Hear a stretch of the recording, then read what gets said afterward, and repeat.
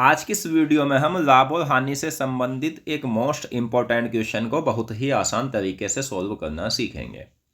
यानी ये एक ऐसा प्रश्न है जो एग्जाम में अधिकतर आता भी रहता है। और दोस्तों आपको जो मैं तरीका बताऊंगा ना, वो एक ऐसा तरीका बताऊंगा कि आप ऐसे प्रश्नों को बहुत ही कम समय में सॉल्व कर लोगे और कभी भी इस प्रश्न को सॉल्व करना भूलोगे नहीं। तो आप हमसे जुड़ जाइए, हमारे चैनल को सब्सक्राइब कर लीजिए। एक एक टाइप करके मैं इसीलिए पढ़ा रहा हूँ ताकि आपके सभी टाइप अच्छे से क्लियर हो सके।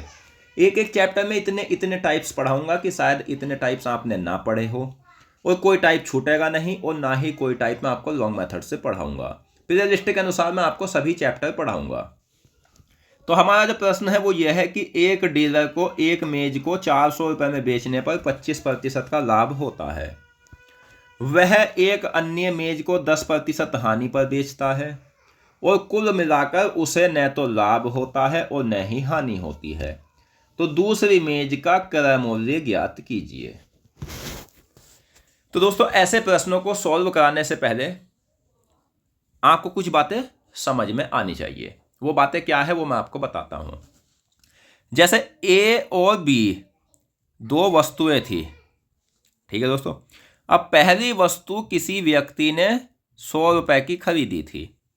अब उस पर 25 रुपए उसने कमा लिए, तो कितने की बेची? 125 रुपए की, ठीक है। अब दूसरी वस्तु थी, हमें नहीं पता कितने की थी, लेकिन उसने उस पर 10 रुपए घटाए हैं। जैसे मान लीजिए 150 रुपए की थी, 10 रुपए घटा लिए तो कितने की बिकेगी? 140 रुपए की। तो इस प्रश्न में यह कहा है कि जब इसने दोनों वस्तु को बेचा, जैसे 250 रुपए की इसका सामान आया हुआ था और 250 का इसने बेच दिया, तो ना तो लाभ हुआ और ना ही हानि हुई है। तो ये बात आपको यहां भी समझ में आ गई होगी कि अगर इसने पहले 25 रुपये घटाए हैं, बढ़ाए हैं किसी वस्तु पर, तो दूसरी वस्तु पर इसे 25 रुपये घटाने होंगे, जभी तो इसे ना तो लाभ होगा और ना ही हानि होगी। तो बस यही इस प्रश्न में पूछा गया है। तो सबसे पहले हमें क्या करना होता है, जैसे ये कहा है कि 400 में बेचने पर 25% का लाभ होता है। कोई सामान 400 का बेचा, 25 कमा लिए। एक बात बता रहा हूं, तो आपके मन में ये बात आएगी कि इसने खरीदा कितने का था। तो सबसे पहले हम निकालेंगे क्रय मूल्य।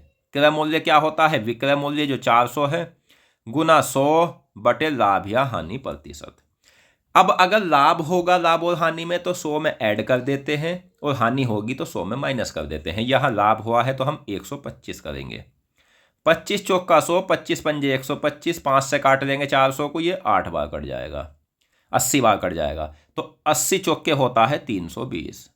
यानी कोई वस्तु 320 रुपए की खरीदी गई थी, 400 की बेच दी गई, तो कितने पैसे बढ़ाए हैं इसने? 80 रुपए बढ़ाए हैं। 80 बढ़ गए। तो दोस्तों दूसरी वस्तु पर इसे 80 घटाने पड़ेंगे। जब इसने पहली पर 80 कमा लिए तो दूसरी पर 80 नुकसान करना पड़ेगा, जभी तो ना तो लाभ होगा ना ही हानि होगी। तो अब जो हमारी दूसरी वस्तु है, जैसे 10% हानि, ये हम प्रतिशत पे करेंगे। 10% प्रतिशत हटाएंगे, 10/100 आ जाएगा। 0 से 0, 1/10। यानी 1 का नुकसान हो गया है। लाभ और हानि जो होती है ना, वो क्रय मूल्य पर होती है। तो 10 क्या है? ये क्रय मूल्य है। 1 का नुकसान हुआ है दूसरी वस्तु पर, और ये 1 का नुकसान किसके बराबर है? तो ये 80 के बराबर है। 80 का नुकसान करना है ना, तो 80/1 कर देंगे। अब पूछा क्या है? दूसरी मेज का क्रय मूल्य जो है 10, गुना में हम 10 कर देंगे, तो 800 जो है ना, वो इस प्रश्न का सही आंसर निकल के आ जाता है। तो मैं आशा करता हूँ ये क्वेश्चन आपको अच्छे से समझ आ गया होगा। कोई भी डाउट हो वो आप हमसे कमेंट बॉक्स में पूछ सकते हो। लेकिन अगर आपको हमारी वीडियो पसंद आई है तो दोस्तों कमेंट करके जरूर बताना कि आपको यह वीडियो कैसी लगी। मिलते हैं नेक्स्ट वीडियो में। धन्यवाद।